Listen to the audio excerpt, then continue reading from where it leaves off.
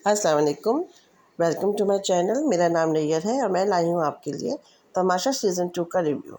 आज हम एपिसोड 42 का रिव्यू करेंगे।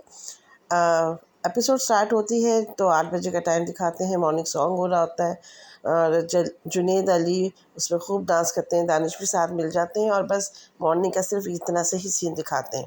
पहले तो ये होता था कि मॉर्निंग के फ़ौरन बाद ये लोग किचन में अपने नाश्ते की तैयारी करने लग जाते थे। आहिस्ता आहिस्ता आधे लोग तैयारी कर रहे हैं, आधे लोग तैयार हो रहे हैं, कभी ढीले कभी कुछ। लेकिन अब जैसे कि बादशाह सलामत ने इनकी टाइमिंग्स फिक्स कर दी हैं। इनको बाकायदा एक टाइमर मिलता है जो मेकअप और ड्रेसिंग के लिए और वॉशरूम के लिए होता है, और फिर उसके बाद टाइमर मिलता है नाश्ते के लिए, फिर टाइमर मिलता है आपको लंच के लिए, डिनर के लिए। तो इस तरह से इनके टाइमिंग्स फिक्स है। तो हमें दिखाते हैं 8:43 का टाइम है और 5 मिनट 2 मिनट 11 सेकंड का टाइम रह जाता है एलईडी में। मेकअप रूम में नताशा और रूबा तैयार हो रहे होते हैं और बाहर बैठे मर्द जो है उनको आवाज़ें दे के कहते हैं कि भाई जल्दी कर लो, थोड़ा सा काम रह गया। अली एज़ यूजुअली उसमें मज़ाहिया अपना जो है एक डाल देते हैं, अपनी मज़ाहिया बातों से अलग रंग दिखा देते हैं और कहते हैं कि कल के टास्क में जो है हम बर्फ़ खुरच खुरच के खेल रहे थे, हमें पता ही नहीं था कि जी नताशा ने जो गर्म पानी डाल डाल के उसने बर्फ़ को खोखला कर दिया है। बहरहाल ये उनका अपना एक तरीका था बातें करने का, मज़ाहिया अंदाज़ में, काफ़ी फ़नी अंदाज़ में वो घर को एंटरटेन करते रहते हैं। एपिसोड में हमें कब दिखाते हैं, लोग बता रहे हैं कि अनकट में जो है इनकी बहुत सारी मज़ाहिया और भी बातें होती है। इसी दौरान जो है रूबा और नताशा को दिखाते हैं कि जल्दी जल्दी अपने बाल सेट कर रही होती है, मेकअप कंप्लीट कर रही होती है, क्योंकि टाइम जा रहा होता है। लास्ट सेकंड्स में वो अपना काम फिनिश करती हैं, क्योंकि बाहर से काउंटिंग करके बाकायदा फैज़ान लोग उनको बताते भी हैं। 9 बजे का टाइम है, इनके नाश्ते का टाइम स्टार्ट हो जाता है और जैसे कि पहले सिर्फ उमर और नताशा का किचन में नाश्ता बनाते थे, अब ये लोग 5-6 लोग मिलके बनाते हैं। जुनैद, फैज़ान, नेहा सब इनके साथ शामिल होते हैं, क्योंकि टाइम कम होता है, जल्दी-जल्दी अंडे बना के खाने भी होते हैं। और ये सब करके ये लोग दिखाते हैं कि 6 या 7 मिनट बाकी थे तो सब बैठ के टेबल पे खा भी रहे थे और टाइम पे ये लोग काफ़ी काम मुकम्मल करने लग गए। इन्होंने अभी तक कोई भी पैसा माइनस नहीं किया है अपनी विनिंग अमाउंट से। इतने में अभी सब नाश्ता करके ख़त्म कर रहे होते हैं कि रूबा अपना चाय का कप लेके ड्रेसिंग रूम में चली जाती है और सबको ही अंदाज़ा है कि वो जाके अपना मेकअप कर रही होती है। हालांकि मेकअप टाइम उसका ख़त्म हो गया है, लेकिन नाश्ता जब बन रहा था उस वक्त भी वो अपने मेकअप को लगी हुई थी, बहुत ही कॉन्शियस है। उसको अब लगता है डांट भी पड़ेगी इस बात पर कि जब एक दफ़ा मेकअप का टाइम ख़त्म हो जाता है तो बार बार वो क्यों करती है। फिर 10:20 का टाइम दिखाते हैं और टाइम नज़र आता है 10:20 हुए हैं और लॉन में जुनैद और रूबा फैज़ान एक सोफ़े पे बैठे होते हैं। पास ही उनके जो है वो दानिश और उमर भी शायद बैठे होते हैं। और रूबा क्या जो है कि मौजू होता है, नताशा वो फैज़ान से पूछ रही होती है कि मुझे कोई मौजू अल्फ़ाज़ बता दो। मैं उसके ये लोग जो कल से एक्टिविटी खेल रहे हैं ना कि आप लोग अपने लोगों के बारे में फ़र्स्ट इंप्रेशन और सेकंड इंप्रेशन बताएं, लास्ट भी वही है कि नहीं। तो वो अभी तक शायद जिनका चल रहा है, मैं समझी थी कल हमें शायद आधा दिखाया है, आधा नहीं दिखाया, लेकिन वो आधा ही हुआ था। बाकी आज ये लोग कर रहे हैं। आज रुबा की टर्न है तो रुबा उसके लिए प्रैक्टिस कर रही थी एक तरह से फैज़ान से कि मुझे कोई मौजू अल्फाज बता दो, मैंने नताशा के बारे में काफ़ी कुछ बोलना है।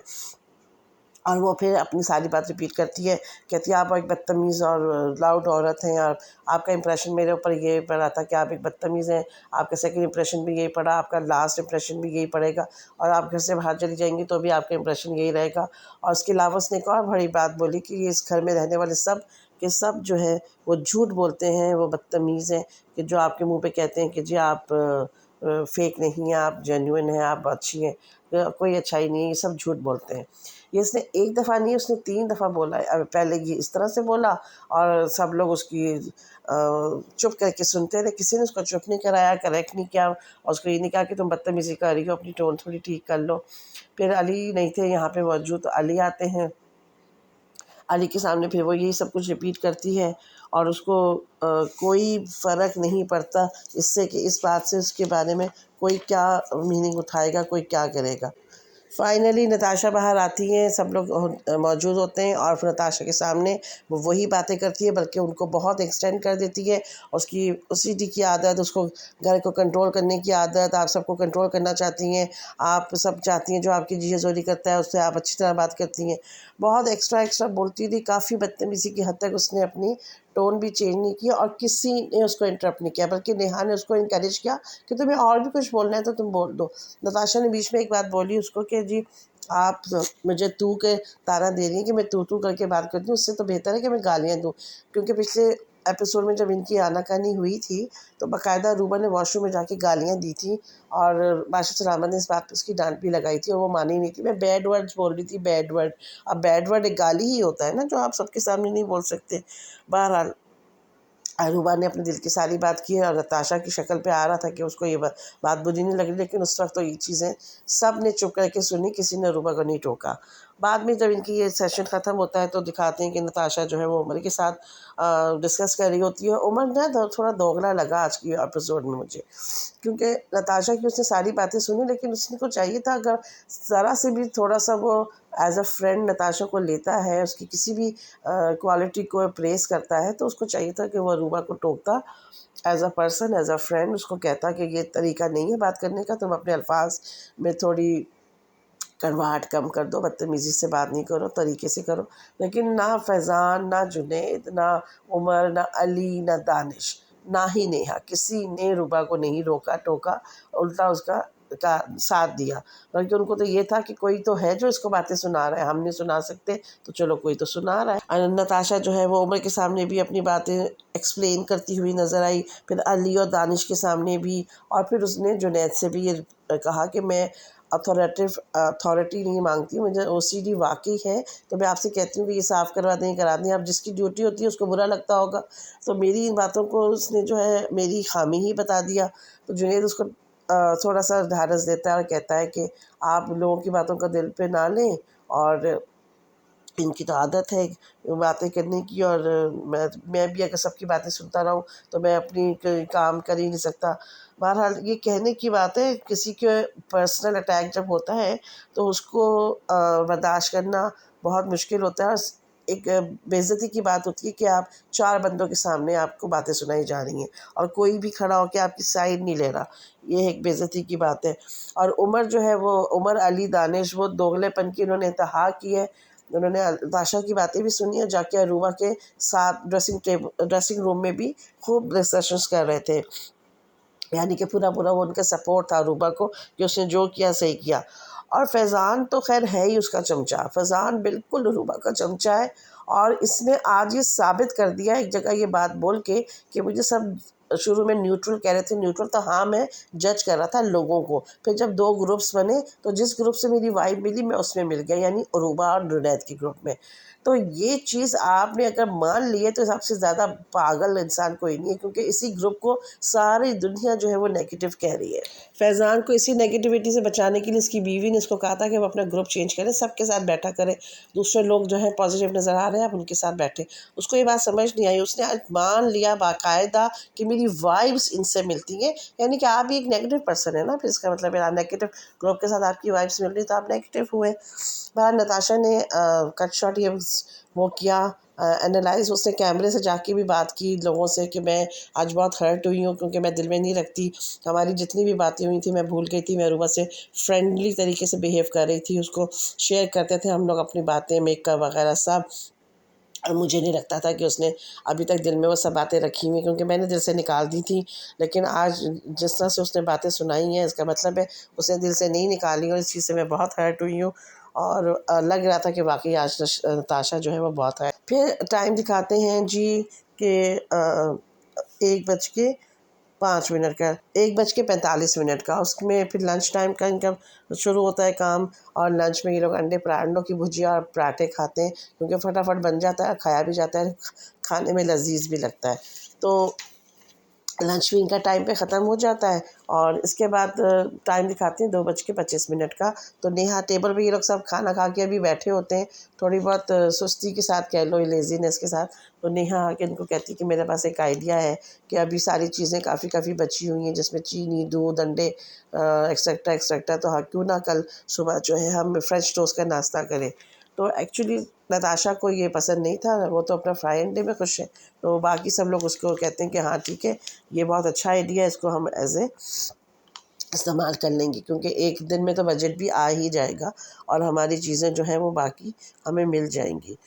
तो ये बेचारे अपने खाने का ही सोचते रहते हैं कि हम किस तरह से अपने खाने को मज़ेदार और थोड़ा-सा टेस्टी बना सकते हैं। 3 बजे जो है नताशा फिर दानिश से फैज़ान और रुबा के ख़िलाफ़ बात करती हुई नज़र आती है कि ये जो दोनों हैं ये एक्चुअली एक जैसे ही हैं, और इनके कोई भी एक्टिविटी मुझे कभी भी कहीं पॉजिटिविटी इनके अंदर नज़र नहीं आई।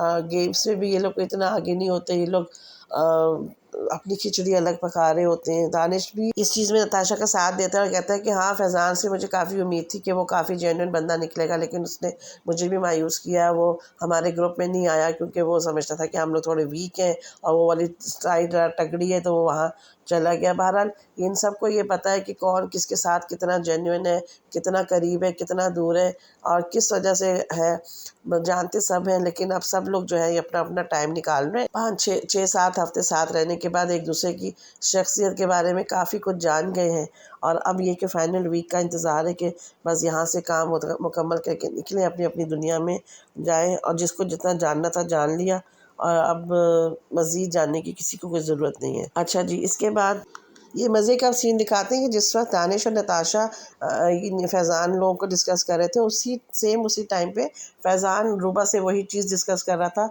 कि मैं तुम लोग के ग्रुप में कैसे शामिल हुआ, तुम लोग की वाइब्स मिलती थी, मतलब वही सारी एक्सप्लेनेशन।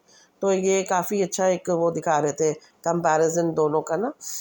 अच्छा जी, उसके बाद नताशा मेकअप रूम में होती है कि उसकी मम्मी की जो है वीडियो कॉल आ जाती है, सब उसको आवाज़ दे के बुलाते हैं, वो भी नताशा नताशा कहती हैं।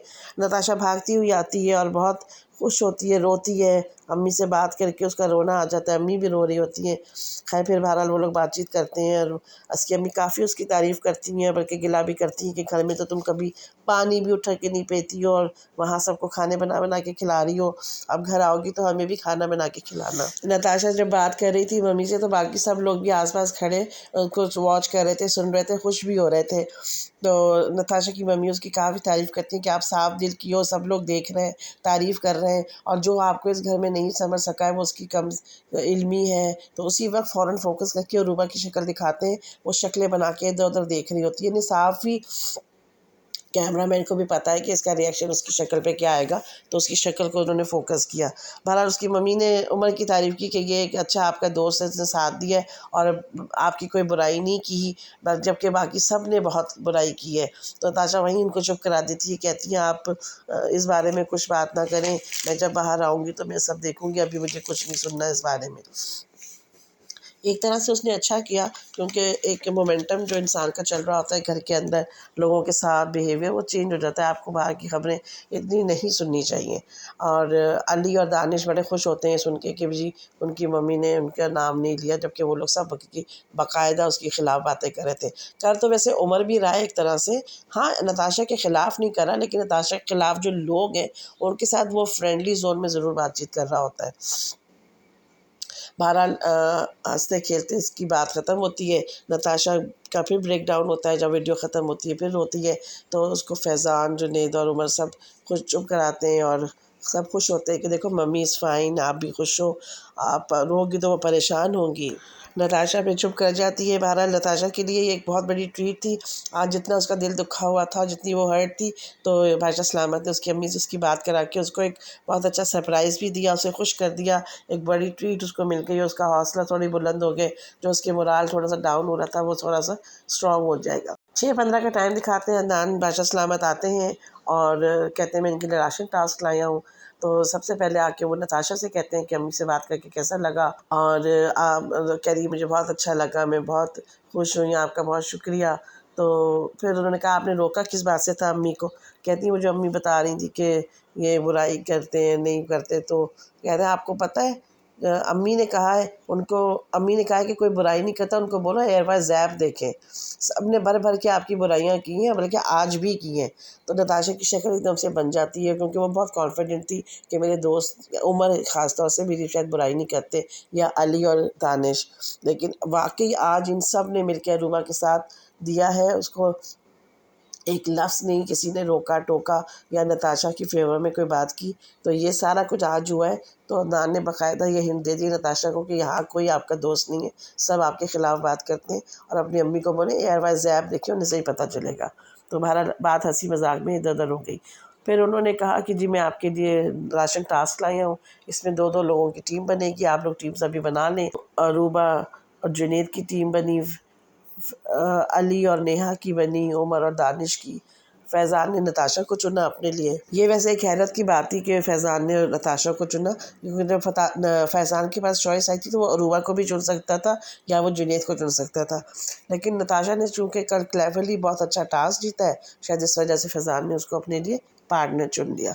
तो दो दो लोगों की टीम बन गई। ये लोग 6:40 पे जो है टास्क स्टार्ट होता है, ये लोग एक्टिविटी एरिया में जाते हैं। तो वहाँ पे ज़िगज़ैग किस्म के 2 टेबल्स होते हैं लोगों के, और उसमें उन्होंने बॉल ज़िगज़ैग करते हुए एक दूसरे को देनी है, और अपने-अपने छोटे-छोटे उनके सर्कल्स बने हुए हैं, उसमें ठहरानी है।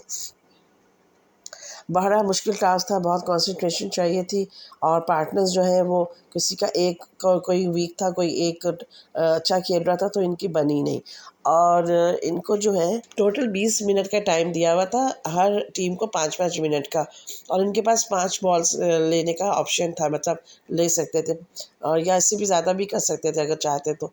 लेकिन इत्तेफाक से ऐसा हुआ कि किसी की भी केमिस्ट्री आपस में मैच नहीं की, और कोई अच्छा खेल भी रहा था, जैसे जुनैद बहुत अच्छा खेलना चाह रहा था, उसकी पार्टनर बिल्कुल डम थी।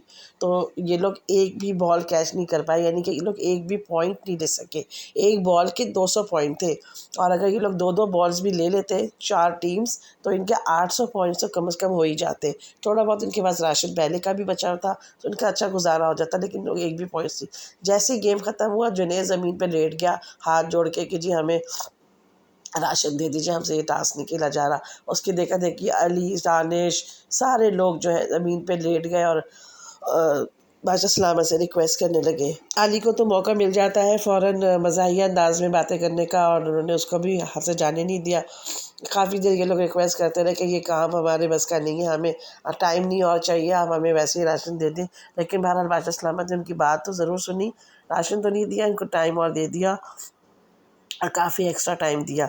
उसके बाद ये कि जो नेक्स्ट जो इन्होंने गेम स्टार्ट किया, तो उमर और जुनैद जो है पार्टनर बने, और इनकी केमिस्ट्री आपस में बहुत अच्छी मैच की, और दोनों ने जो है 5 बॉल्स कैच कर ली, यानी कि 1000 पॉइंट्स जमा कर लिए, जो कि बहुत बड़ी बात थी।